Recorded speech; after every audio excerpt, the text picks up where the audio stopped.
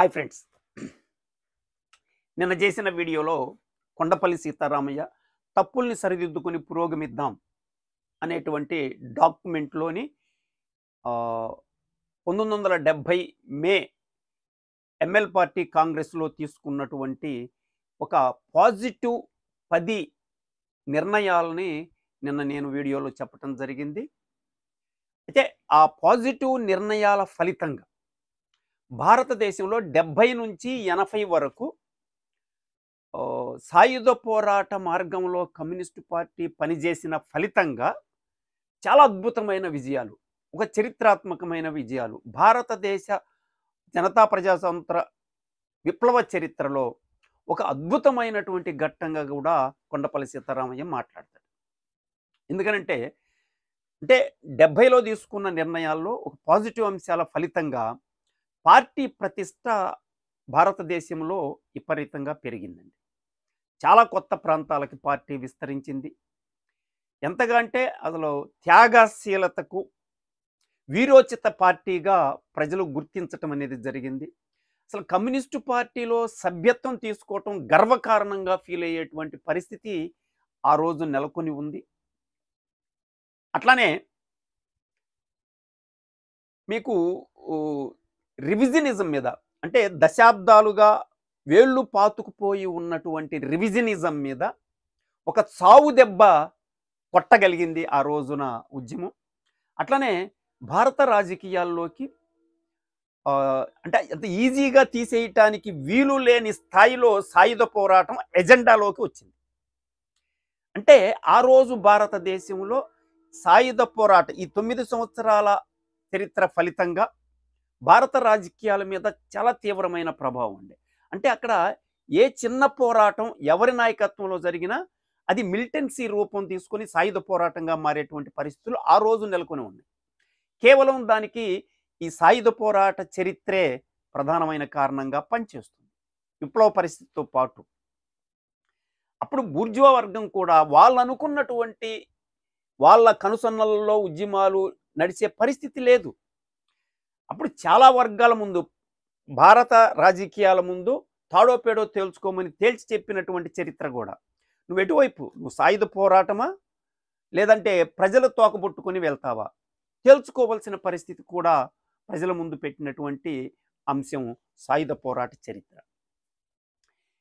ఇట్లా అంటే ఇంత అద్భుతమైనటువంటి ఆ సాయుధ పోరాట చరిత్ర చాలా విస్తరించింది. భారతదేశంలో మంచి ప్రతిష్టని, ఒక రాజకీయ వాతావరణాన్ని సాయుధ పోరాటం ఎజెండాలోకి తీసుకురావటం చాలా అద్భుతమైన పరిణామంగా చెప్పుకోవచ్చు భారత విప్లవ చరిత్రలో. అయితే కాంగ్రెస్లో ఉన్నటువంటి లోపభూయిష్టమైనటువంటి నిర్ణయాల ఫలితంగా జరిగిన నష్టాలేంటి?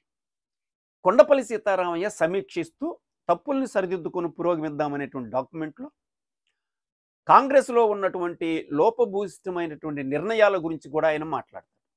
అంటే ఆ రోజు పార్టీ చేసినటువంటి మిస్టేక్స్ కూడా నిజాయితీగా కొండపల్లి సీతారామయ్య ఒప్పుకుంటూ మాట్లాడతారు.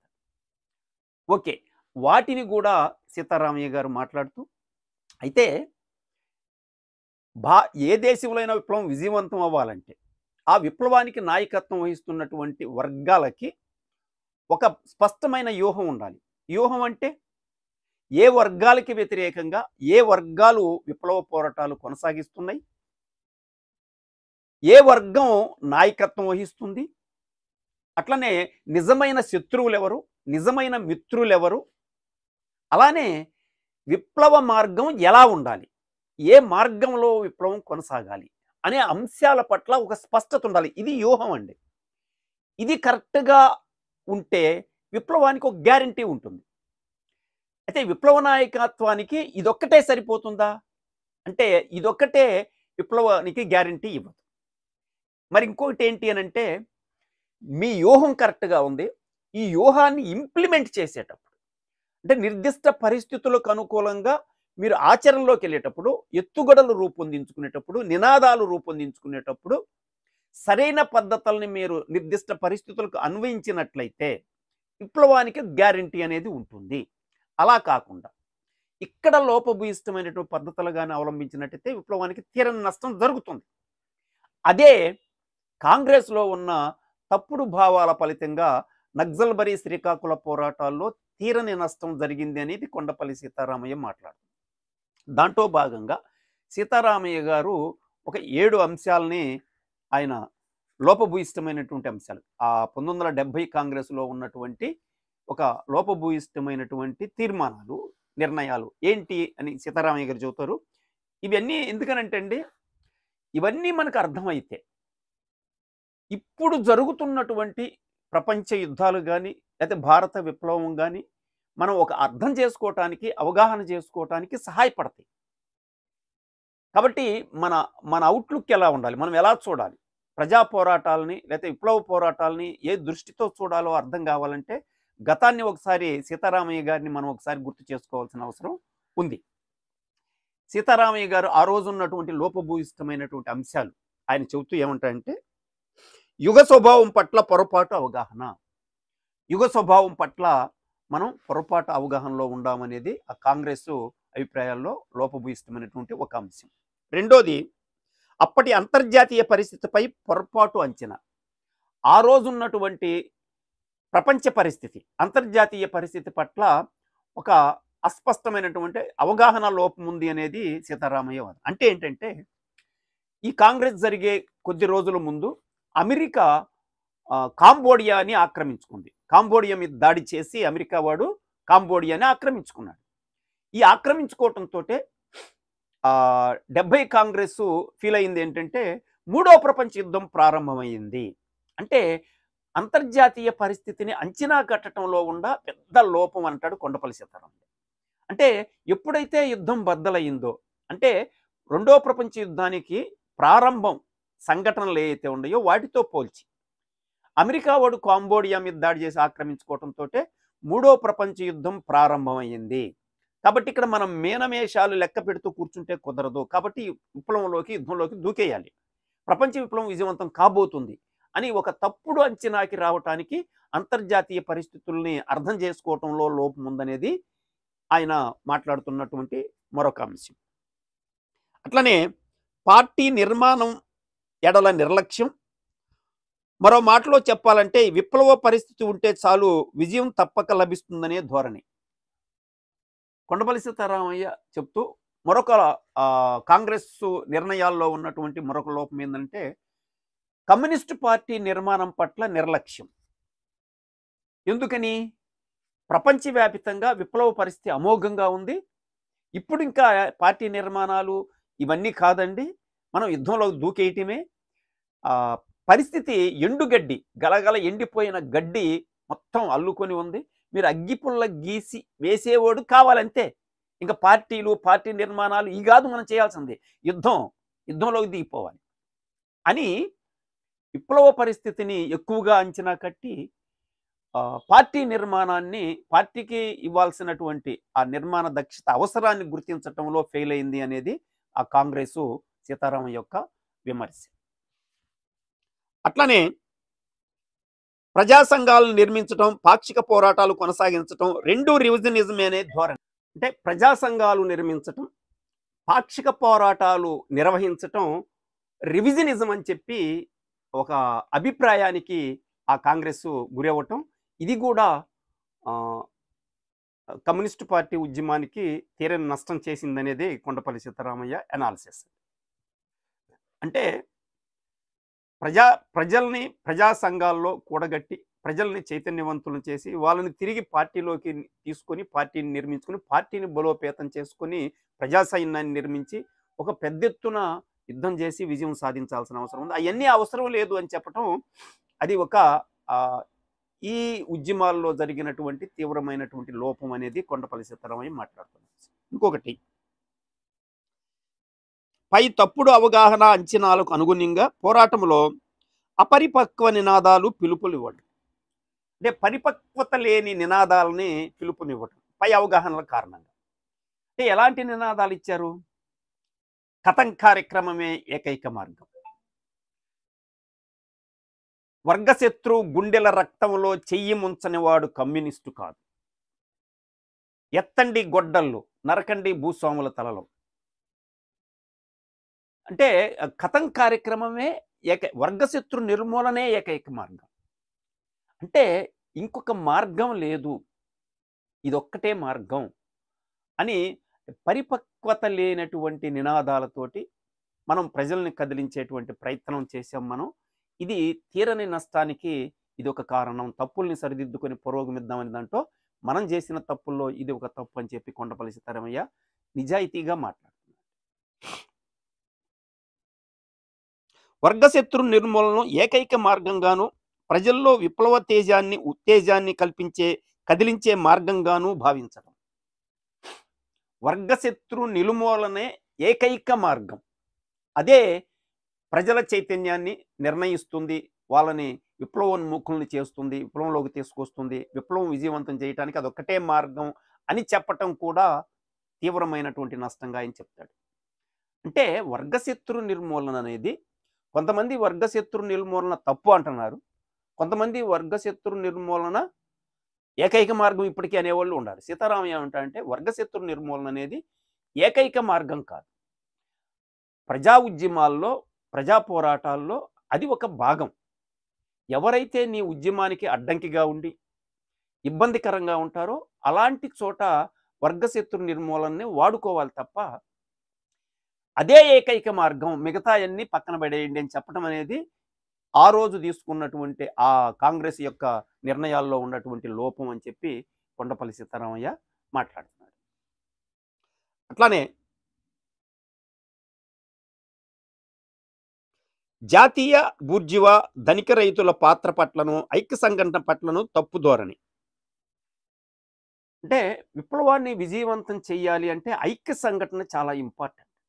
అంటే మనకి కలిసి వచ్చేటువంటి మిత్రులు ఎవరెవరు విప్లవోద్యమంలో కలిసి వస్తారు అంటే జాతీయ బూర్జువా వర్గం విప్లవోద్యమంలో కలిసి వచ్చే అవకాశం ఉంది. ధనిక రైతులు కూడా నీకు విప్లవంలో కలిసి వచ్చే అవకాశం ఉంది. వాళ్ళ పట్ల మీకు ఒక తప్పుడు అవగాహన ఉండటం అనేది, అట్లానే ఐక్య సంఘటన పట్ల కూడా ఒక తప్పుడు అవగాహన ఉండటం. ఐక్య సంఘటన లేకుండా విప్లవాలు విజయవంతం కావు అనేది కొండపల్లి సీతారామయ్య సమీక్షిస్తూ మాట్లాడుతున్నటువంటి అంశం.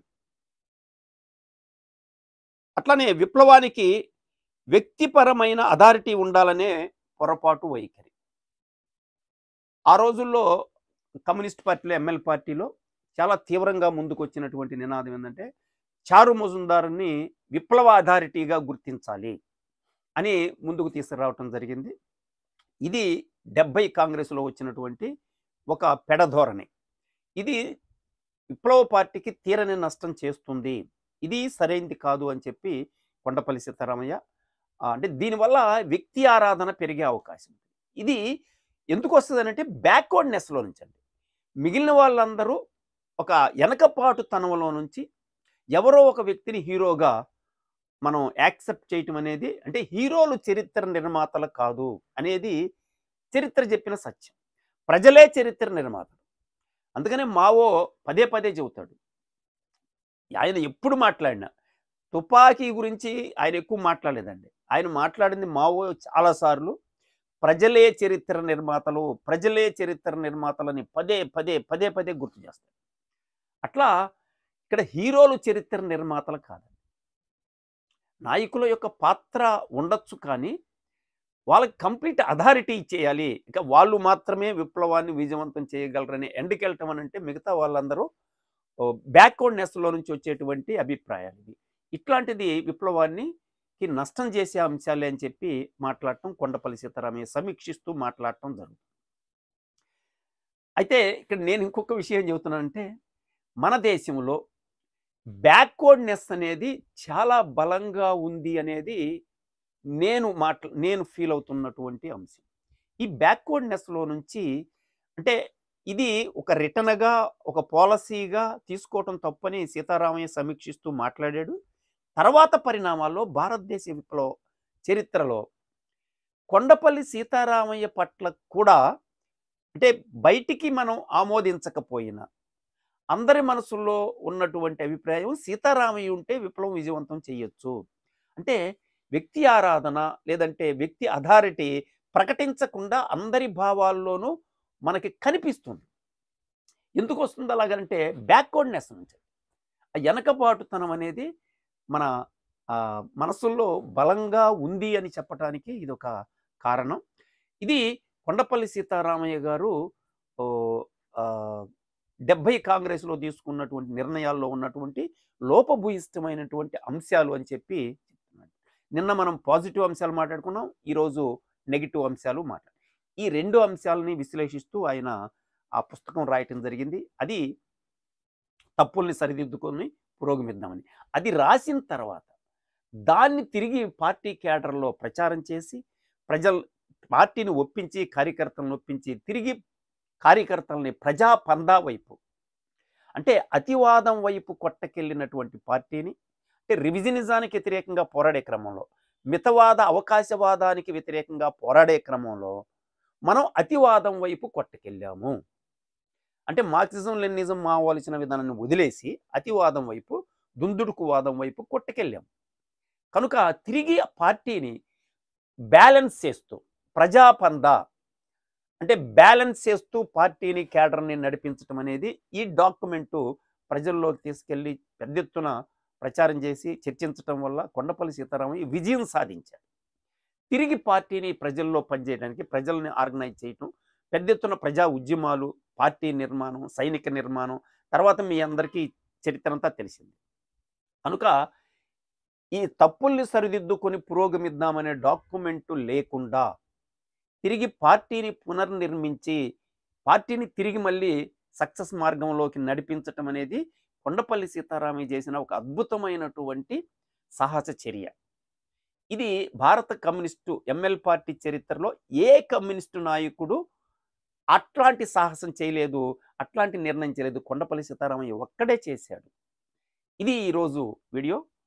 Friend, thank you very much.